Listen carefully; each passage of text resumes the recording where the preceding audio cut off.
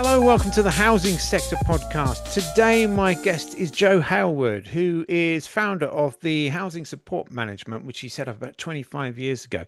And Joe, give us a little bit of background. What does your work entail there?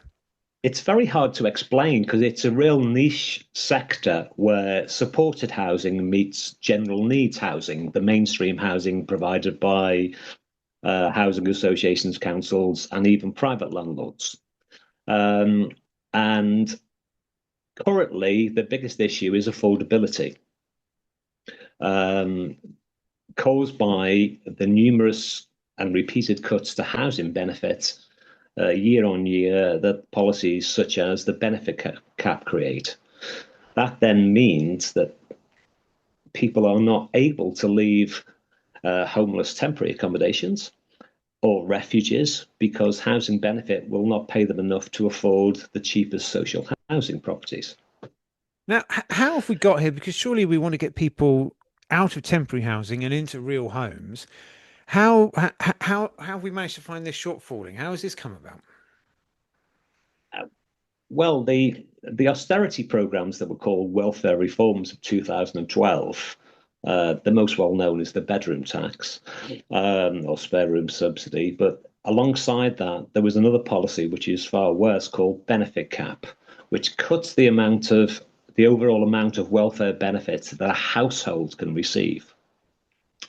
Um, and the way that works, it's very difficult to explain on a podcast, but essentially, all other benefits, such as universal credit, standard allowance, universal credit child element, and child benefit, they're totaled up, deducted from the overall limit or cap, which leaves a maximum amount of housing benefit that is payable. In figures at the moment, if you imagine a household of two parents with two children, the maximum amount of housing benefit they can receive is £387 per month. But the cheapest two bed in social housing averages £485 a month. And so when they come to leave a homeless temporary accommodation, they can't find anywhere for them to live that's affordable.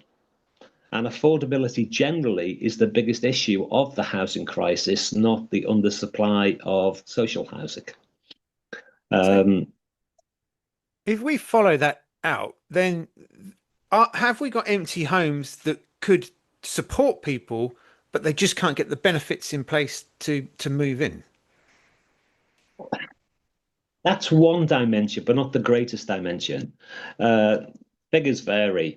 Uh, there could be 600,000 empty homes across the UK, but a high number of those will not be ready for anybody to move in. They're what's called building voids. They are properties that are due for repair or properties that have been gifted from a great aunt you never knew about, who lives 100 miles away, and all of a sudden you become a private landlord because you own a property which you can either sell or rent out.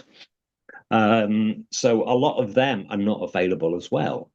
It's come about because of cuts to housing benefits and an attempt to save the welfare benefit budget. Um, and that's the problem. Excuse my Uh, ignorance, though, but if we're cutting back to save money, yet we're keeping people in temporary accommodation, surely that's costing more in the long run. Spot on, exactly. But the problem is, there's the policy called benefit cap has never had a full impact assessment. And what it does is it puts more people into homelessness by evicting them for arrears. Then, once they go into homeless temporary accommodation, um, it costs more and they stay there for longer. And those costs, those additional costs of the policy, have never been looked at as part of an economic impact assessment by government. And So they actually end up costing us far more. just for clarity, Um, because I'm aware that there have been some changes to the welfare benefits that was happening yesterday. It's Friday, July the 4th, and I'm not quite up to speed on what happened yesterday. But wasn't there all talks of benefit capping and welfare caps yesterday? Yeah, terms are used very flippantly in all aspects of housing and in all aspects of benefits. Um, you hear, for example, oh, about the two-child limit of child benefit, but it's not. It's a two-child limit of universal credit child element and what used to be called child tax credits. Um, and that is another part of the problem. Um, but it's not what we have is a lot of non sequiturs that are being talked about. For example, you've got the Child Poverty Action Group, CPAG, and Shelter, the homeless charity. They say that if the government abolished the two-child limit and therefore paid UC child element for the third child, then we would take children out of poverty. But that policy interacts with the benefit cap. And what it actually does, if you paid child benefit, oh, sorry, you see child element for the third child in a household, that household would get £293 per month more in that benefit. But the way the benefit cap works is you get £293 per month more in other benefits, yet that means a corresponding £293 less in housing benefit, which means that you would end up with more children in poverty and more children being homeless because of it. Um, a bigger issue, I suppose, is there's a general issue that where everybody admits that there's an undersupply of social housing. And we face all these demands from every voice in the housing sector to say, build more social housing. That will solve the housing crisis. Yet, as the cheapest social housing is now unaffordable to those on housing benefit, who are these new properties for? Because they won't go to any household that is eligible for housing benefit. So the real problem is actually affordability of the very cheapest social housing, which is something that isn't talked about.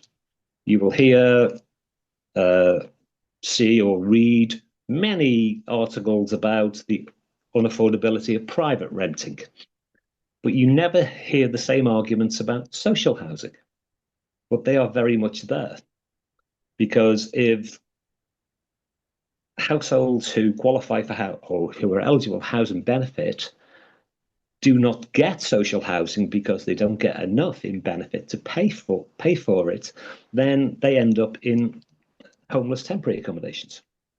So if I'm a Um, housing association and I've taken advantage of the grants so I can build affordable housing, but then yeah. through no fault of my own, I can't find anyone to fill that affordable housing because of these stringent budgets. What do I do with the home? Well, let me answer your question by defining the first term you use there: affordable housing. Affordable housing was introduced in, or the affordable rent regime was introduced in 2011. Before that, councils and housing associations charged what was called the social rent level. Now, across England, excluding London, the average two-bed property of a council or a housing association is £485 per month. That's at the social rent. The affordable rent level is £650 a month, 34% higher. So the term affordable is a chronic misnomer. It's used flippantly by housing associations or by government who want to improve uh, the supply of housing. Yet, so 90,000 new social housing properties per year. The one question nobody asks is who for? If they are not affordable by people who are eligible for housing benefit, it means a housing association or a council can only fill them with people who are in work, which destroys the social housing model, which is social housing is for those who can't afford to rent privately and those who can't afford to buy. So because housing benefit has been cut so much, where do these people who are entitled to housing benefit live? That is the conundrum. So that is why increasing supply of social housing will not solve the housing crisis two main elements of record numbers of homeless households and record numbers on waiting lists, because many of them will be on housing benefit. Do you think? In fact, can I just say one more quick point on that? There are 2.2 million households of the 4.2 million households in social housing who receive housing benefit. And that housing benefit is being cut each and every year, which means more and more people are going to be evicted into homelessness. And that's from the cheapest social housing. So, do you think we're just using a rhetoric of building affordable homes? 1.5 million homes will be built and so many will be affordable. Is the government just using sort of positive rhetoric as sort of soundbite politics? Yes, and they're encouraged to do so by housing associations and councils because the same government are putting 39 billion into subsidising the building of new homes, which is what you know. No housing association, as a housing association, is a provider of houses. If government or anybody else is going to give them 39 billion pounds worth of money to increase the stock that they hold, of course they're going to say yes, this is needed, yes, this will work, but it won't work because of the affordability problem. Joe, you're on the front lines here. What's the real impact on families? What's it like when you meet them?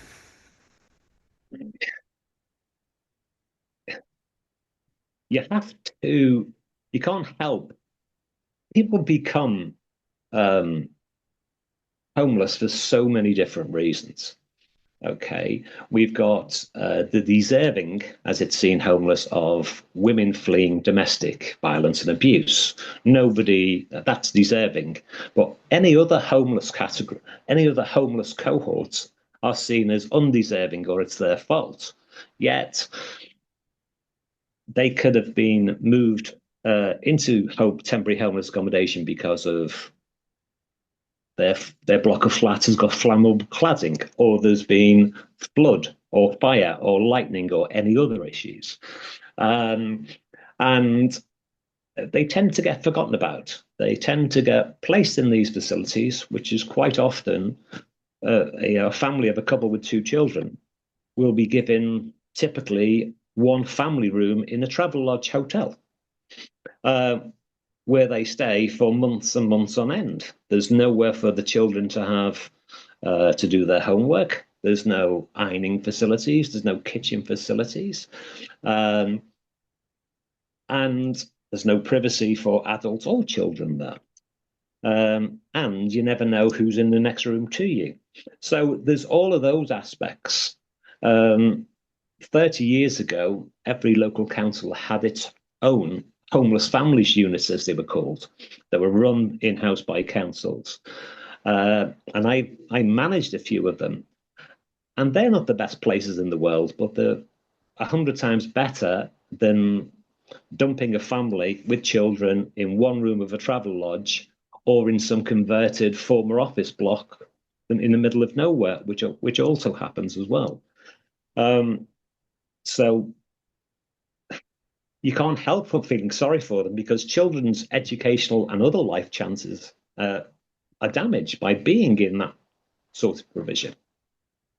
So, yes, they deserve our sympathy and they deserve as much support as they can get because quite often it's not the fault of those families who are homeless that they've been made homeless.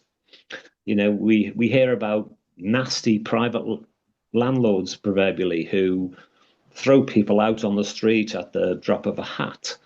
But those families will end up in temporary accommodation, which is always unsuitable for children and can actually be dangerous. But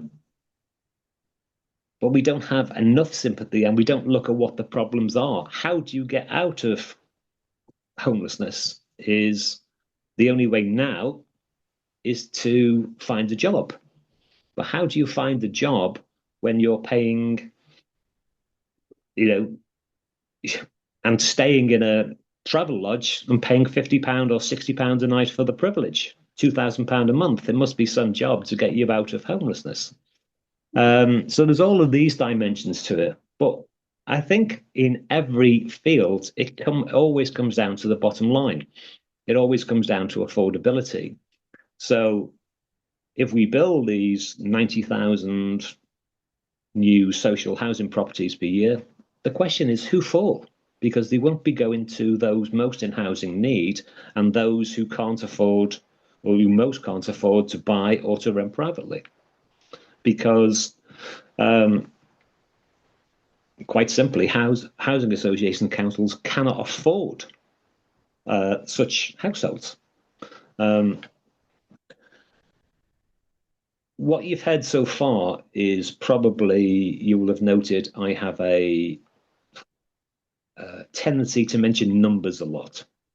I'm very numerate, and data gives the basis for all of these views and opinions and services that I provide. For example, I did a little bit of research because I think you're based in Oxford, is that right? I am, yep. Right. If you go and look at so if I was to see a new client in Oxford, I would want to know what the housing situation in Oxford was like and how it compared to, say, Southport, where I'm based, or Liverpool, or to London, or the national average. Now, so I looked at the 2021 census for Oxford, and Oxford has 25.3% of its population who own outright. Nationally, it's 34.6%. 21.1% of people have a mortgage in Oxford compared to 30.1% nationally. So those two facts, or pieces of data coming together, says the minority of people are owner-occupiers in Oxford, which is, it comes to 46%, whereas nationally it is 64.9% who either own outright or are paying a mortgage. This conflation we called owner-occupier. And with that goes all the connotations of getting on the housing ladder, etc., etc. Now, because of those two pieces of data, it will encourage more people in Oxford to go down the route that's called shared ownership, which I know, and I've read some of your pieces about. But that is created because of the high cost, the high housing costs there are in Oxford. And also Oxford has nearly 1 in 3 people, 32.3%, privately renting compared to 19.4% nationally. Are any of these figures impacted because we've got so many students and a lot of people buy second homes to rent out to the students that come to Oxford? Yeah. So when I look at the raw data from the census, that says all of these things. That encourages shared ownership. And then you go, okay, Oxford, what else could be an issue? And obviously one of them is students. As it is in Liverpool, where I was born, Manchester, which is nearby, and across London, they have a high percentage of students. And they're 4 areas of the country where home ownership is in the minority, which is unusual. Another aspect of students is the UK has 280,000 foreign students per year that come in, and which the university system cannot do without because they charge them more. But there's 280,000 one-bed properties that they are taking out of the pot for single homeless people in this country.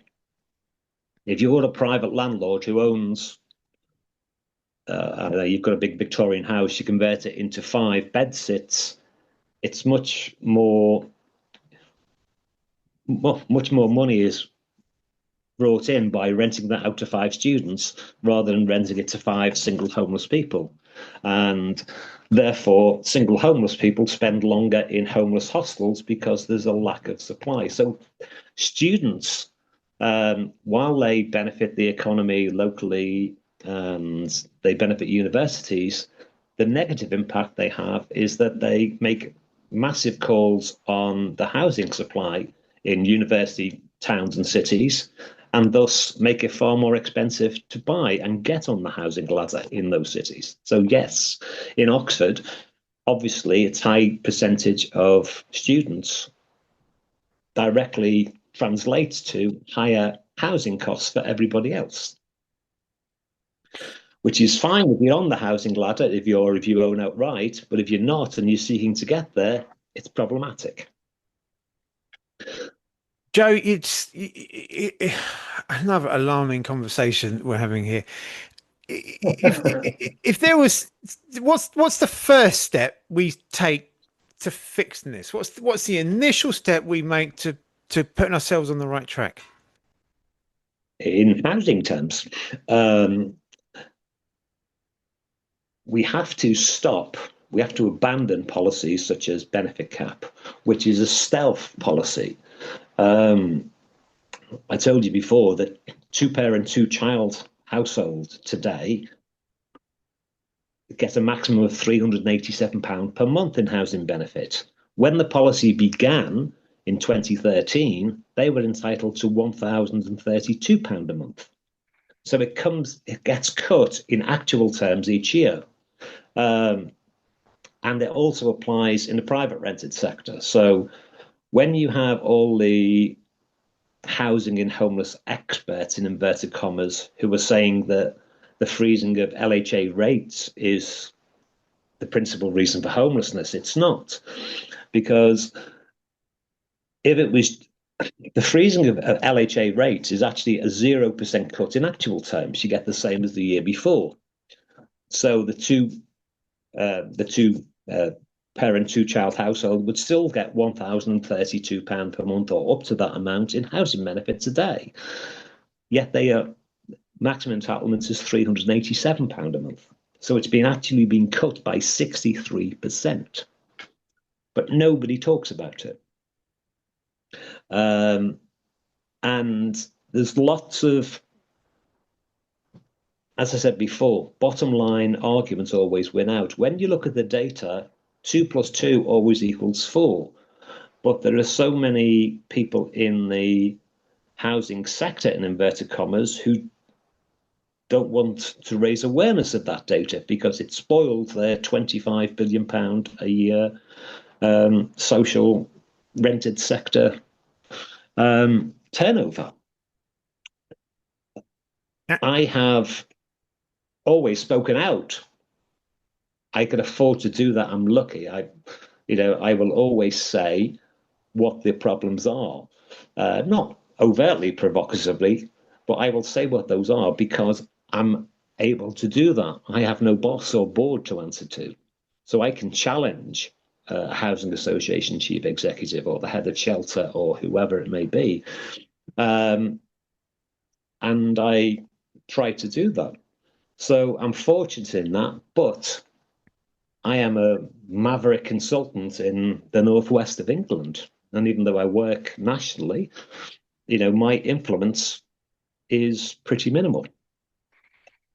Well, Joe, you're on a platform today which is also free and independent, and we can say what we like on here because we're not governed by the need to get a PO signed or the need to say the right thing to please people. So what is your, because we're running out of time now, what's your message? You've got this free platform, you're a free speaking guy. What is your message to the people in charge to hold them account, to get them to action?